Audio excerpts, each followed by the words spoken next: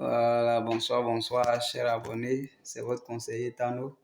Voilà, ça fait longtemps on a échangé, hein. Ce n'est pas parce que peut-être que je suis en train de jeter éponge, comme on le dit en Côte d'Ivoire, ou quoi que ce soit. Seulement que je suis dans une mission un peu serrée. Donc, j'ai fait l'effort vraiment de me donner à fond. Voilà.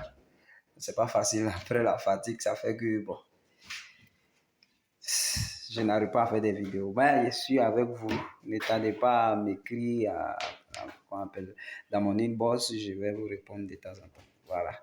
Donc, c'est un peu ça. Voilà, là. Vous voyez, c'est le terrain sur lequel je suis en train de préparer de belles choses. Voilà, dans l'avenir. Tous ces sites, voilà, c'est les bâtiments qui doivent naître sur tous ces sites. Vous voyez un peu. Donc, c'est pas facile. L'organisation, c'est vrai qu'il y a une équipe, mais quand tu es, voilà, vous comprenez déjà, la charge elle est un peu énorme. Donc, c'est ce qui empêche mes vidéos actuellement. Mais bon. Et je reviens un peu sur le fait que je vous avais parlé un peu de.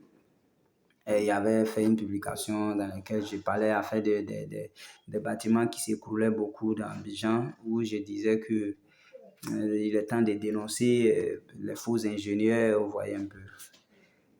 Vraiment, je vais parler de manière franche, pas parce que j'ai quelque chose contre ces personnes, non, mais il faut dire que c'est une réalité qui se vit en Côte d'Ivoire. Voilà, une réalité pure qui se vit en Côte d'Ivoire. Nous avons nos ingénieurs souvent qui, la formation même n'est même pas en tant que telle. Les diplômes ont été achetés. Donc, quand c'est comme ça, nous comprenons qu'il y a des réalités sur le terrain. Les diplômes ont été achetés parce qu'ils ont de l'argent. Le titre d'ingénieur, tout court, ça se vit dans notre pays. Ça, c'est clair, c'est les choses. Il ne faut pas avoir froid aux yeux, il ne faut pas avoir peur de dénoncer ces choses. Ça, c'est clair et net. Voilà. Il y a d'autres aussi, bien vrai même qu'ils sont formés, ils ont des diplômes, mais ils se font souvent piéger par la paresse, hein, par la mise en place de la technologie, c'est-à-dire ils veulent tellement la rapidité des choses que peut-être qu'ils ont vu peut-être que un tableau programmé d'Excel, que ces personnes vont utiliser ce tableau. Excusez-moi du bruit, ils sont en train de nous envoyer des agglos là.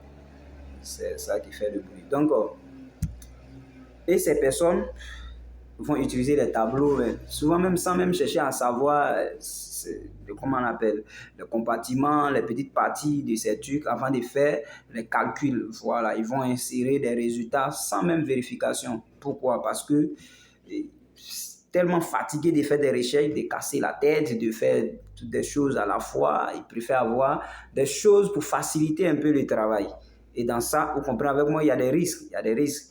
Parce que ça fait que d'autres, quand ils ont les tableaux, c'est fini. Et même ça arrive aussi à notre niveau. Il y a des techniciens qui ne sont pas ingénieurs, mais parce qu'ils ont ces tableaux-là, on les a appris un peu comment il faut remplir. Ils ne savent pas de quoi il s'agit. Ils vont cirer, comment on appelle, ces données-là et appliquer pour dire que oui, c'est un ingénieur qui a fait les dimensionnements, les calculs des structures. Et puis, allez, on est sur le terrain. Vous comprenez avec moi que si, et puis, il y a aussi le planning, c'est-à-dire quelque chose qui est fixé. Jour et nuit qu'on met en pratique sur les chantiers, c'est-à-dire vous avez un plan qui est, peut-être que quelqu'un y a fait un dimensionnement d'un plan de R+3, vous voyez un peu. Ces dimensionnements et puis tout le contenu, souvent, c'est un peu en désordre. Le gars, il a un projet similaire, c'est le même plan, sans savoir si les réalités, comment on appelle, du terrain sont les mêmes ou pas. Oui, il dit, bon, ce plan, on a eu à réaliser à quelque part. Donc, je mets en pratique les mêmes pratiques ici pour que ça puisse donner quelque chose de bon. Mais ces résultats, ce sont des écroulements. Là, on n'a pas le choix. Vous comprenez un peu. Voilà pourquoi je dis il est maintenant temps de dénoncer qu'on appelle les faux ingénieurs. Parce que oui, il y a des gens qui se programment comme étant ingénieurs, mais en réalité, ils ne sont pas ingénieurs. Parce que peut-être qu'ils ont eu peut-être que des mentors qui ont essayé de les épauler un peu avec quelques exercices. Bon, ils se jouent les ingénieurs, ils vont faire ces calculs tromper nos parents, bien nos frères et sœurs à quelque part, et puis mettre en pratique, paf, sur le terrain, tellement on a confiance, tellement il se joue au sérieux et on met les choses en pratique sur le terrain. Le résultat sont les écroulements et les pertes en vie humaine, vous voyez un peu. Donc, j'attire l'attention de tous. Faisons très attention à ces personnes. Faisons très attention à ces personnes. Et soyons sûrs. Ce que je veux aussi, c'est que vraiment, les contrôleurs n'ont qu'à jouer leur rôle. Voilà, les bureaux de contrôle que l'État décrète sur le territoire national. Je pense que cela doit être de manière vraiment efficace. Voilà, le travail doit être fait. C'est pas parce que je connais un tel ingénieur qui a eu à faire un travail là-bas sans souci, raison pour laquelle mon entreprise est désignée comme contrôleur et puis je vais m'amuser. Non, les réalités sont différentes selon les terrains, vous voyez un peu.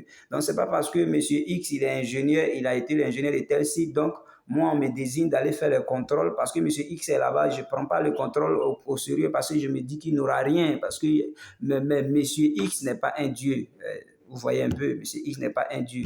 Même en appliquant les mêmes résultats, pouvant même donner un bon résultat, il peut se tromper en route. Et là, si le contrôle n'est pas fait, vous allez comprendre que c'est Dieu.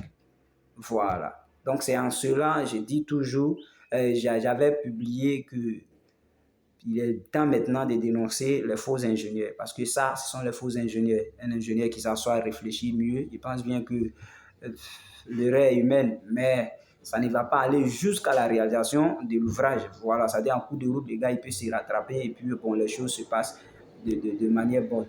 Vous voyez un peu. Donc, j'attire l'attention de ceux qui se jouent aux ingénieurs. J'attire l'attention aussi aux ingénieurs qui ne sont pas à la hauteur, parce qu'il y en a. Voilà, qui ne sont pas à la hauteur.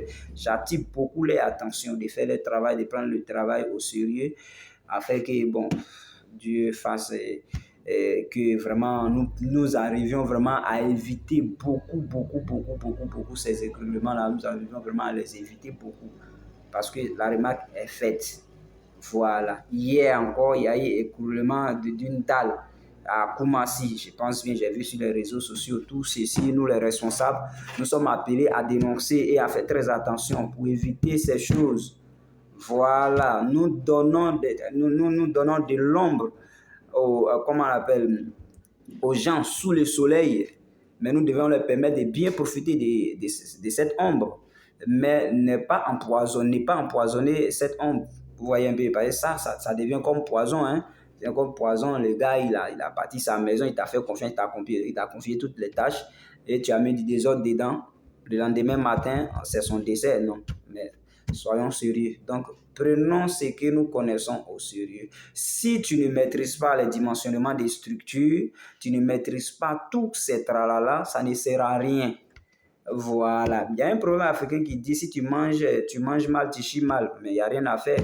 Ça, ce sont les conséquences. Vous voyez, mais si vous voulez manger seul, comme on le dit en Côte d'Ivoire, ça dit ne pas faire appel aux spécialistes, à ceux qui ont la main dans le domaine que vous pouvez vous jeter, prendre des risques. En tout cas, si vous ne faites pas attention, vouloir manger seul ou bien mal, vous allez chier mal, ça c'est clair. Donc, j'attire beaucoup l'attention de tous. C'était à nous. Les occupations sont tellement bon à mon niveau. Donc, vraiment, je tiens à vous souhaiter une bonne soirée. Que Dieu nous garde.